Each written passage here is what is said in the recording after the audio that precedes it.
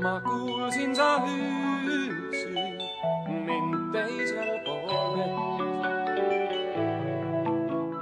Tere, siin Kigu TV.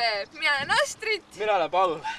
Oleme tulnud siia Kabrisse, Lepanina hotelli. Oleme selleks tulnud siia, et Kivilinna, Härma ja Annelinna gümnaasiumi 11-ndikud saaksid viia läbi oma keskkonnapraktika.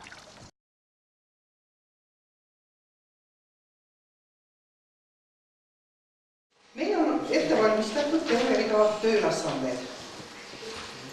Muutute teie rühmatöölisteks.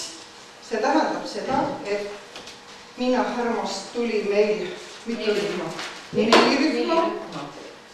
Siis Kivilinnast saime ka lukalt rühmi. Nemad juba on muud paika ennast pannud. Ja Annelinna moodustab 1 rühma. Laabis on ka loodusfoto. Ehk et ühest küljest peate küll fikseerima mingeid asju, aga see pole see, et te peate ka tegema fotosid, mis näiteks seda, mis on teie arust ilus. Siis manitseks selles mõttes ka, et ka sellistest hästi tavalistest asjadest saab väga vahvaid pilte teha, et ei ole ilmtingimata vaja otsida sellist haruldast ja huvitavat asja. Et looduskaitsjad on päris mures nende noorte fotohuviliste pärast, kes näiteks ronivad puu otsa haruldaste lindude pesadest pilti tegema. Ma loodan, et te ei leia muidugi ühtegi sellist pesa, aga kui mul ka leiate, siis katsuge rahule jätta.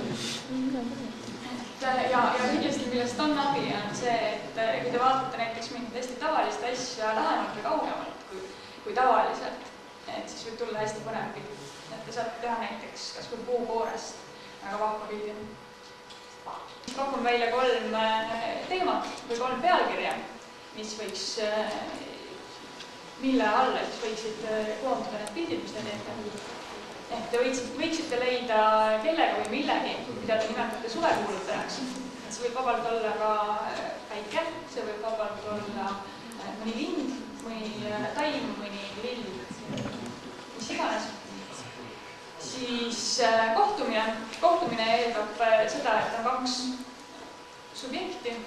Ehk et üks võib olla teie näiteks ja kohtuda konnaga, aga teine variant on see, et looduses lihtsalt 2 objekti omavahel kohtuvad, näiteks 2 puud koolduvad kokku.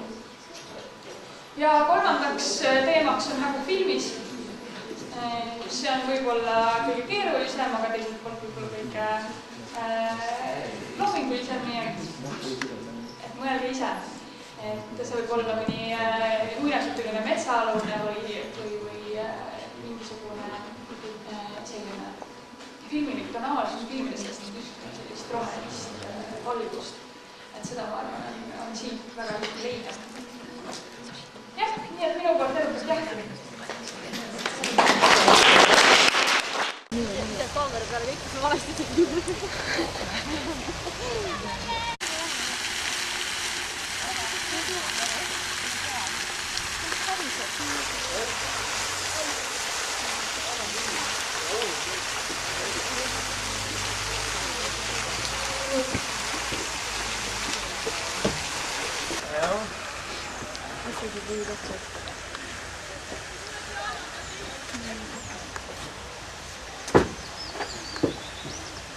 Mis te teete?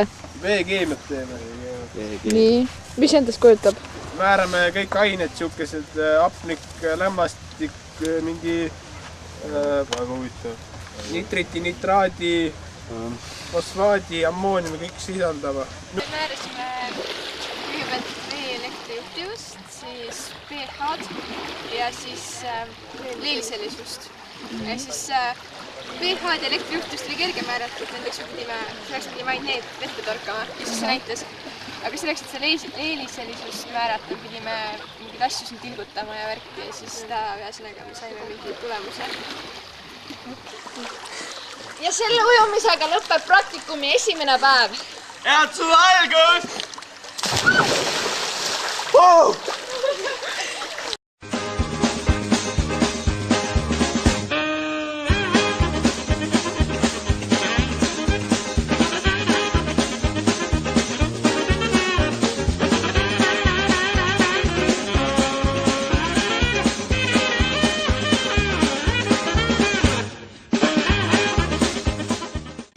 järgmine päev ja praktika hakkab lõpule jõudma. Kuid enne finišijoone ületamist viskame pilgu peale kaptenite majale ja linnuvaatustornile. Teile nüüd rõõm rääkida seda, et siin on üks tervikuna 120 aastat tagasi säilunud, mina olen siin 4. põlve. Minu vaarisa ehitas siis esimese purjelaeva siin, see monument, mis küla keskel on, ta sõidab sealt mööda kogu aeg. Ja siis tervikuna on säilunud siis see maja, 10 aastat oli muuseum, aga nüüd on tühi.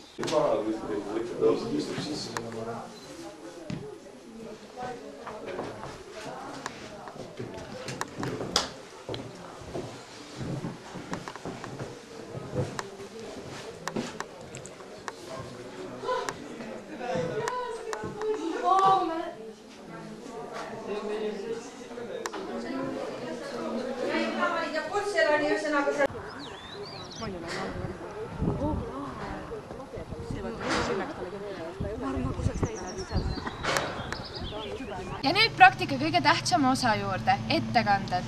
Peetru on nüüd looma ja me võtsime teo, mis oli mudatigu ja vaatasime, kui me ta vette panime, et siis ta vajus põhja ja midagi me ei märkanud, ta ei liikunud ja tigu tulid mudas leidvad siis taimuosadest ja võrdlesime ka tigu ja karpi ja me leidsime tiigi ääres ühe nabateo ja nabatigu oli helepruun ja kojal oli sügav naba ja karp on siis tavaline, oli hele ja lapikuline ja peal olid väiksed siirulised süvendid.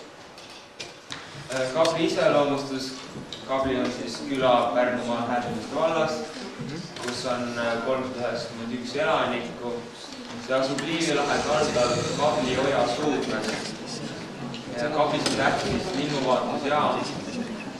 Ja see linnuvaatusjaam pani siis ka aluse 1991. aastal loodud Kabli kaitsealale, mis praegu nimetatud Kabli looduskaitsealaks. Selle pindala on 733,2 hektarit ja kaitsealal on moodustatud 2 piirangu ja 1 sihtkaitsevööd.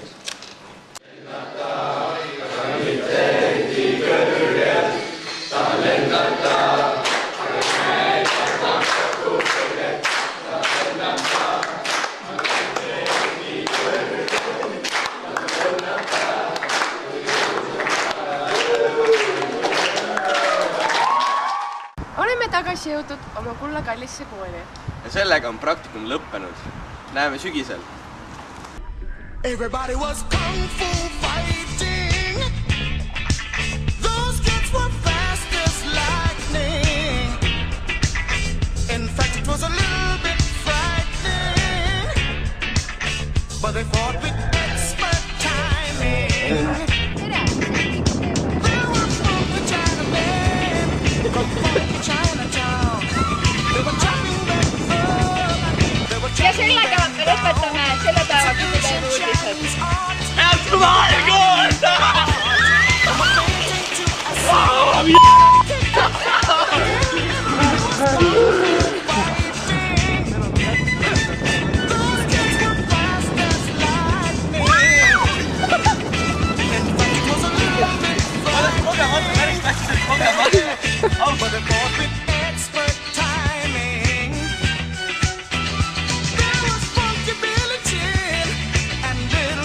He said, here comes the big boss.